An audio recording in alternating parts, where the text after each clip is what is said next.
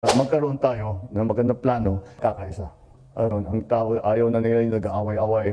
Bakit tayo nabudol nito? Bayan, kung tayong mga ordinaryong Pilipino ay pinoproblema po natin kung paano makasurvive sa ating pang-araw-araw dahil sa sobrang mahal ng pangunahing bilihin, lalong-lalo na po yung bigas po natin. Abay, yung administrasyong ito o itong si Pangulong Marcos ay pinoproblema na kung paano manalo o mano sa darating na 2025 election at naghahanda na nga rin po para sa 2028. Tingnan nyo po mga kababayan po natin.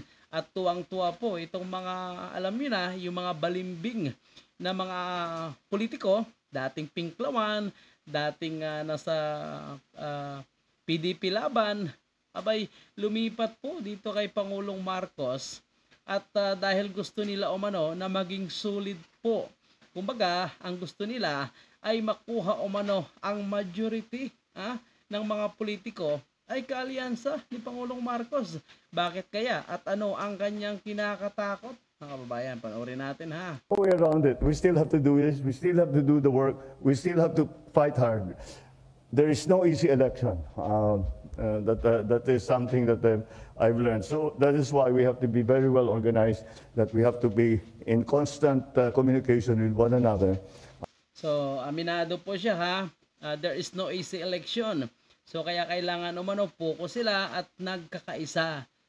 Bakit po siya nagpapalakas ngayon ng kanyang alyansa? Naku po mga kababayan po natin. Kasi ang mga Pilipino ay dismayado na po. Dito sa panibagong survey na inilabas ng Social Weather Station, abay hindi isinama itong si Pangulong Marcos.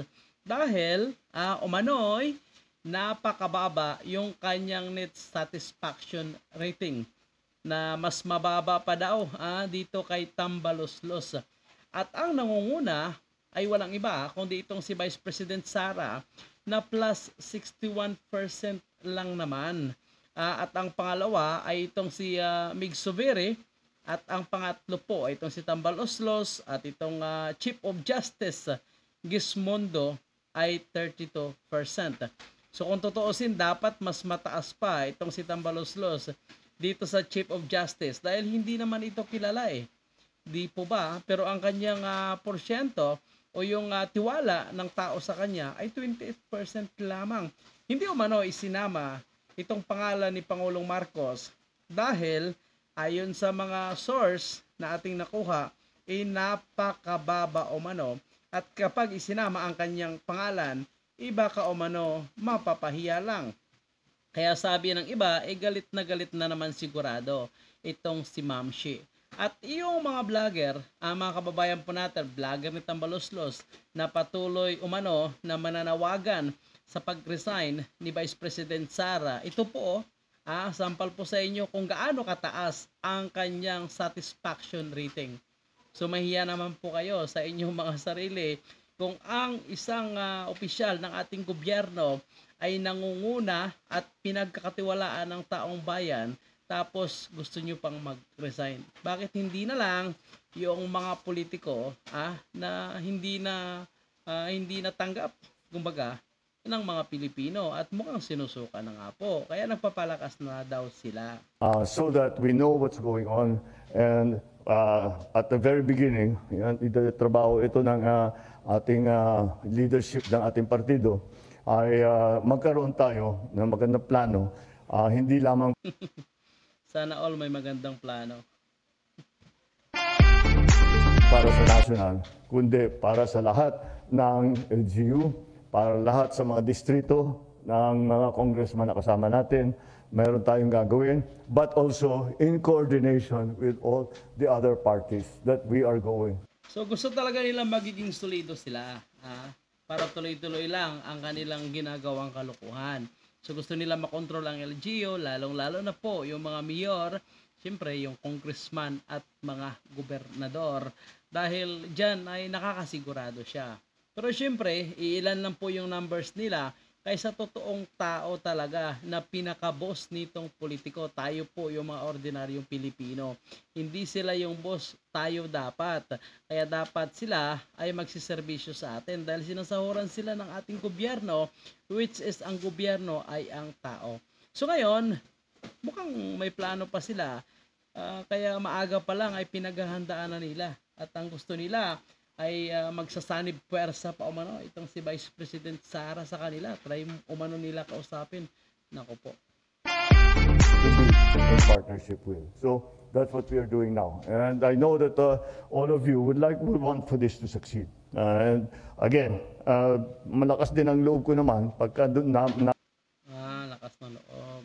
napunta tayo sa talagang kampanya na uhaw pa rin ang tao for Talagang uhaw na uhaw sa serbisyo ng ating gobyerno na hindi naman po talaga nararamdaman ng taong bayan. Bigyan natin ng isang malupit na example. Ang sabi niya, every year daw ay 1 milyon na pabahay para sa mga mahihirap. Nasaan na? Ang bigas daw, ibaba ang presyo. Ang mga produktong agrikultura ay ibababa daw. Ang mga magsasaka ay bibigyan daw ng supply para tumaas ang kanilang ani. Nasaan na? para sa pagkakaisa. Talagang sa aking palagay, hanggang ngayon, ang tao ayaw na nila yung nag-aaway-away. Ayaw na nila ang walang nangyayari dahil puro politika nila ang pinaglalaban, ganun na nga kinaramdaman.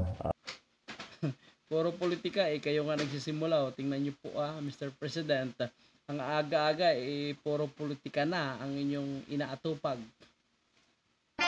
Mula ng Mayo noong 2022, para sa akin maliwanag na maliwanag yan. Kaya ibuuin natin ang ating grupo at laging nasa isip natin na ginagawa natin ito, siyempre, para makapagserbisyo ng mga... Ang laking bagay ng 31 million votes, di ba? Siyempre, nauubos yun kasi ang tao parang nabudol Agoy. Grabe naman ito si Manang Amy. Nauubos daw yung 31 million dahil nabudol daw. Ano yan? Bakit akala natin mapupunta tayo sa agrikultura? Akala natin public transport? Akala natin dun sa infrastructure? Kasi yun ang may tatak Marcos di ba? Abay, ba't nauwi dito sa Chacha? Kaya nahihilo yung tao. At minsan tinatanong sa akin ma'am, iba yung binoto natin. Bakit tayo nabudol nito? Agoy po, ang sakit nun mga kababayan po natin. Iba daw yung binoto at bakit nabudol. At itong si Manang Amy, narinig naman po natin. Mukhang iba daw ang ibinoto at mukhang iba ang gusto ngayon ng ating presidente at bakit umano napunta sa charter change. Malinaw naman kasi na ang kanilang kagustuhan ay term extension. So hindi pa inaamin mga kababayan po natin.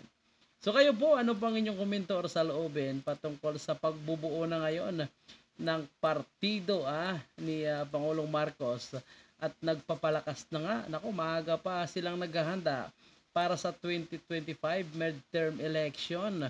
Kaya nga naman ang mga Pilipino ay dismayado na. At syempre, kahit ano pang paninira na kanilang ginagawa, black propaganda, nagbabayad ng mga troll, nagbabayad ng mga vlogger.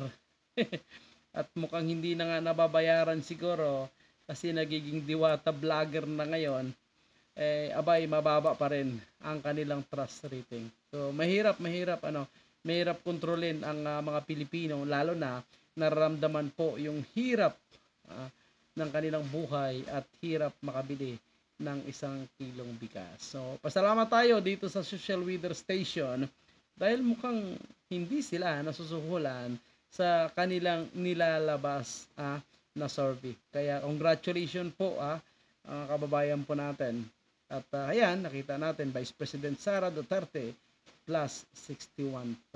So congratulations kay Vice President Sara. Sana ay wag na magpalabas ng mga pipitsoging survey company na sasabihin na Martin Romualdez 76%, Marcos 99%. So yan muna yung ating update at maraming salamat po sa inyong lahat mga kababayan.